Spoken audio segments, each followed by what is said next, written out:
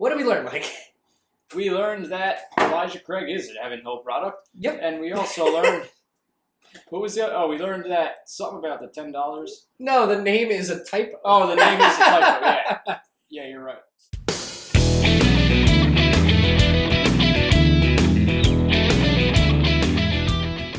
Welcome back to Everyday Whiskey. I'm Mike. And I'm Dan. And this week we are doing our Heaven Hill special. So basically, this episode was not our idea.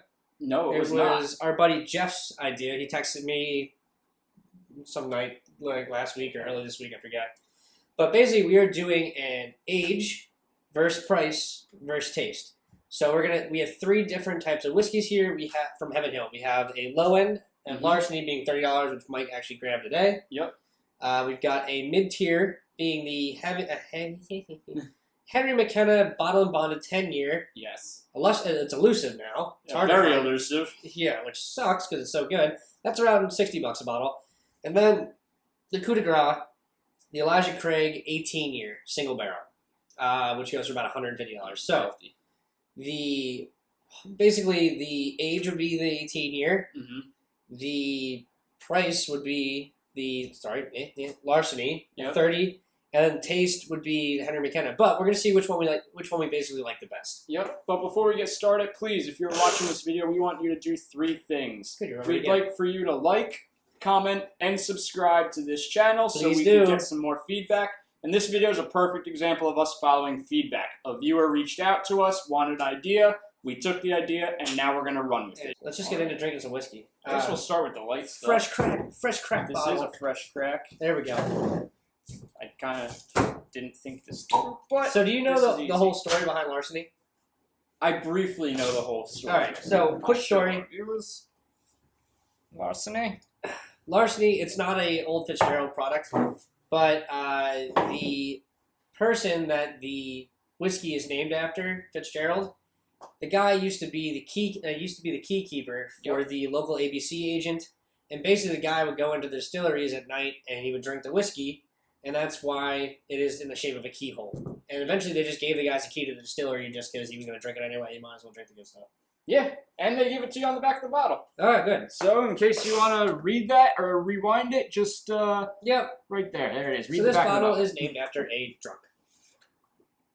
Or is made because of a drunk. Perfect.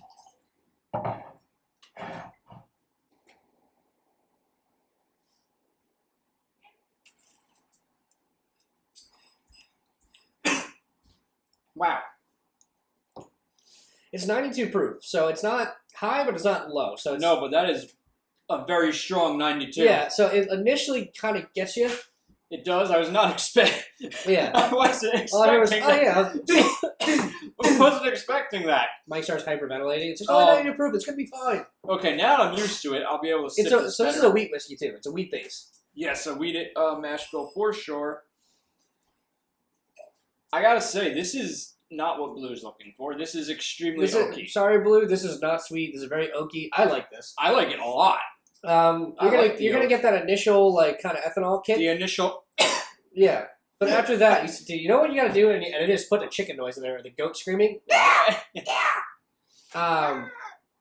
No, I was not prepared. but you for get that. some of that wheat sweetness, and you definitely get a little bit of that char and oak to it. So I like this. I liked it 3 years ago when I had it last time. So super solid. For $30, I think this drinks like a $30 bottle. Yeah. And now we're moving on to the Henry McKenna 10-year bottle and bond. Mm-hmm. So this is actually one of my personal favorite bourbons. I know my buddy Bobby does not like this bourbon. And the worst part about this is like 4 years ago, this was a $35 to $40 bottle, easy to get, and for 10 years, it was a steal. Yeah. It was that what I was saying, like it was one of those bottles that drinks above its actual price point, but super like classic bourbon nose. Yeah.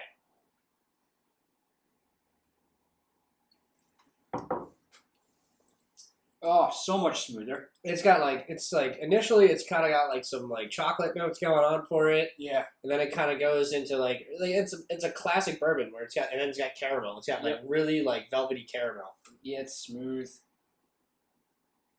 Very, very smooth. I like how they play on to like the 100 proof thing. I know, that's what I'm zoned. I was like zoned out looking at that. It's I like, just noticed now. They have like the $100 bill on the proof as opposed to like they really kind of play up the market. Yeah. Now this is a perfect a perfect example. This is 100 proof and it drinks infinitely times smoother than this 92 proof. And that's just that's age and wood contact. That's really all that is.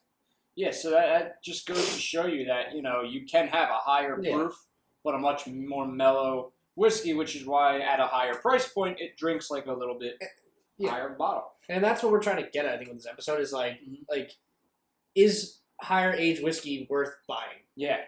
For the price point that most of it goes for. Because if you're buying like a 15-year or older bourbon, like it's $100 and up. Easy. Oh, yeah. Like the only way you'll pay less than $100 is maybe like Nom Creek's, like their single barrel picks. Like that's a 14-year-old bourbon for $60. Yeah, it does drop. Because it is a single barrel. Mm-hmm. So that's where you find some banging for your buck. That's why we're doing this episode. But so far, I think it's kind of debunked. I think so. So far. Yeah. So far. But I love this bourbon. I do too. Nothing here was going to change my mind.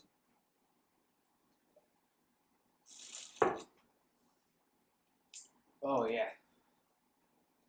So much easier to drink. It's just like, it's hard to say, like, I don't want to get too crazy in descriptions and stuff like that, but it's just such a solid whiskey that it's like, you can't wait for the next sip. All right, last, definitely not least, you got your Elijah Craig 18-year-old single barrel. So, Mike and I, as studious as we are, right before we started filming, started looking stuff up about Heaven Hill. Yep. What did we learn, Mike? We learned that Elijah Craig is a Heaven Hill product. Yep. And we also learned, what was the other? Oh, we learned that something about the $10.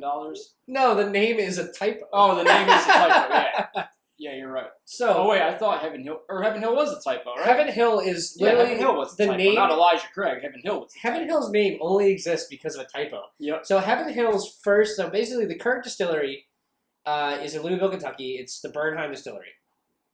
The original distillery was in Bardstown, Kentucky, and they purchased it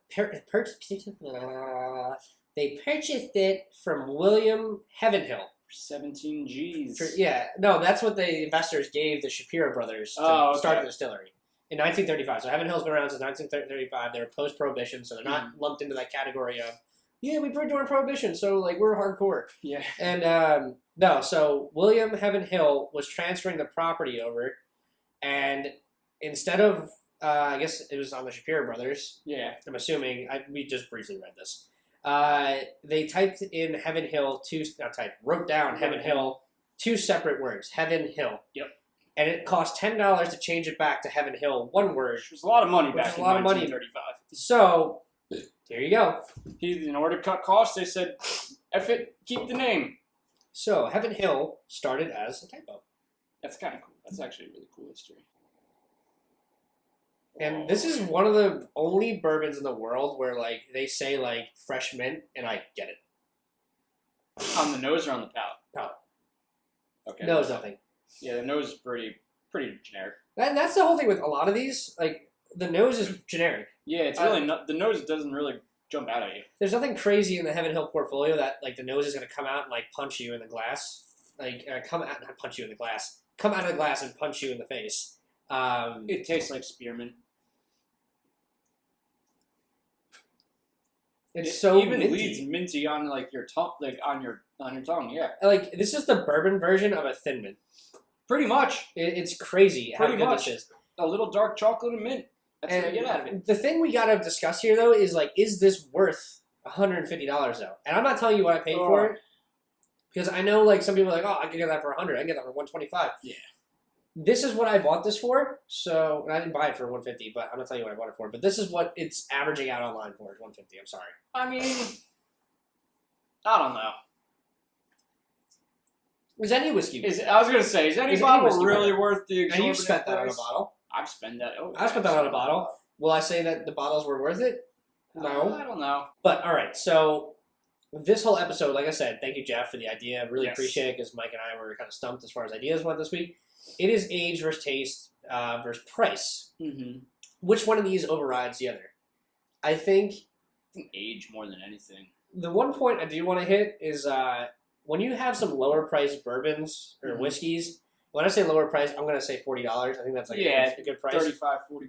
Where you get some of these outrageous tasting good whiskeys, it's a lot of the master blender and our master distillers work. Yeah. So it's hard to say, like, you're not going to get anything crazy out of a traditional wheated bourbon for $30.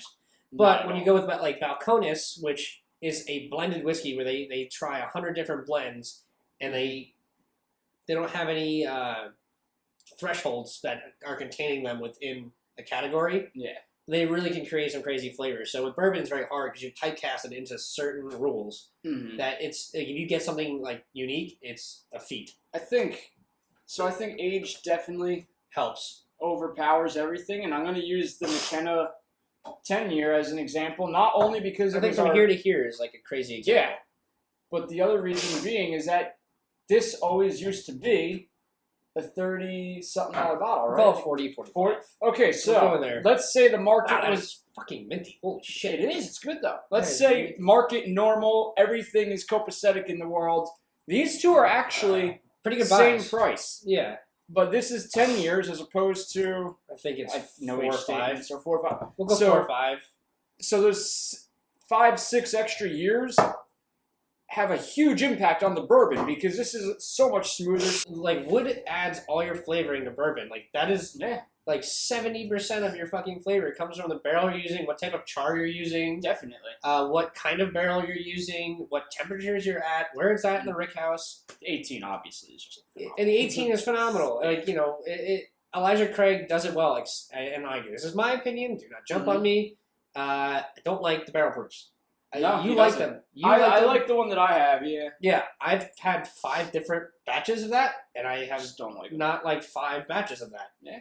But the 18-year and the whole thing is like with the 18-year, this is the remnants of one barrel. There's no blending, no nothing. It's a single barrel. So Elijah Craig 18-year, every batch you get is coming out of one barrel, and they dilute it with water at the end of this distillation to bring it down to 90 proof, which makes it very drinkable. Yeah, very, very.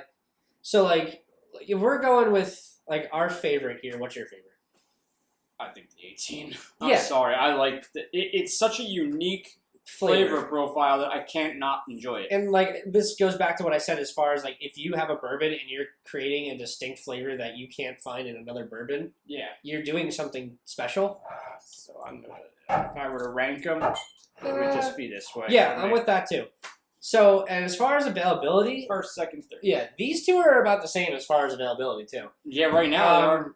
So, Jeff, to answer your question, age wins. Yeah, in my opinion, age wins. I'd rather something older. Yep, I'd rather have something older. I'm not totally like gun to my head. Like I'm not always going to say that, but in this situation with Heaven Hill, I think with Heaven Hill, just because they are a classic bourbon distillery, they don't do anything too like off the wall experimental. Nah, they're pretty straightforward. Yeah, they keep it simple. It simple. This wins for me, seriously. So the 18-year is one of my favorite bourbons. It always has been. But that 10-year, if you can find it, is probably the best. Yeah, it's the best bang for your buck out of this lot. And the larceny small batch is great. It's good for what it is. Like I don't want to like say like, holy shit, it's just like, it's better for cocktail. It's hot. If you don't like a hot drink in bourbon, it's got some ethanol on it for sure. But as we always say at the end of every episode, and now that we were saying at the beginning of every episode, we need you to do 3 things. Please like, please comment, and please, most important of all, please subscribe to our channel for more shenanigans, more whiskeys, more bourbons, more scotches, more everything. But all right, everybody, have a great week. Thanks for hanging out with us. Cheers. Bye.